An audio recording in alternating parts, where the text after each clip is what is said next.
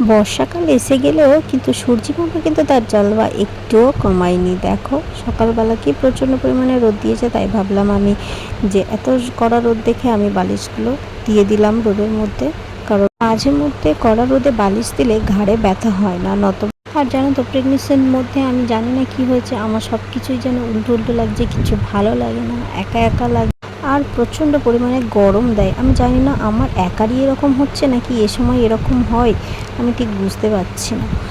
আর এদিকে সকালে খাবারে বানিয়ে নিয়েছিলাম একটু লঙ্কা পেঁয়াজ দিয়ে গোলা রুটি, অল্প একটু তেল দিয়ে। গোলা রুটিটা যদি একটু এরকম পোড়া পোড়া বা ক্রিস্পি হয় না, খেতে কিন্তু দারুণ লাগে। আর অনেক দিন পর খাচ্ছি বলে আরও বেশি ভালো লাগছে। এমনিতে সকালে রুটি মুড়ি বা অথবা কোনো কিছু থাকে।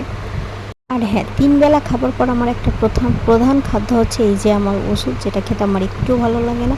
আর এটা আমাকে 3 বেলায় খাওয়ার পর খেতে হয়, কী একটা অসহ্য ব্যাপার। তারপর এদিকে মা নিয়ে এসেছিলো মাছ, মাছের মধ্যে নিয়ে এসেছিলো চিংড়ি মাছ, আর একটা মাছ নিয়ে এসেছিলো গঙ্গারি মাছ। এই মাছটার আমি ঠিক নাম জানি না, কিন্তু খেতে কিন্তু দারুণ, অনেকটা দেখতেও ইলিশ মাছের মতো আর খেতেও কিন্তু ইলিশ মাছের মতো, খুব সুন্দর খেতে। চিংড়ি মাছটা বেছে আমি স্নান করতে যাব, মা বললো বড় মাছটা মাই বেছে নেবে। এদিকে স্নানের পর আমি ঠাকুর নমস্কার দিলাম, গীতা পড়লাম। আর এখন তো আমি পুজো দিতে পারছি না, আসলে বাড়ি থেকে কোনো বারণ নেই, আমি চেপে বসে দিতে আমার একটু অসুবিধা হচ্ছে, সে কারণে আমি দিচ্ছিলাম না। আর দুপুরও খাওয়ারও টাইম হয়নি, সেই জন্য আমি ভাবলাম যে এতক্ষণ না খেয়ে থাকবো, সেই জন্য স্নানের পর দুটো বিস্কুট মুখে দিলাম।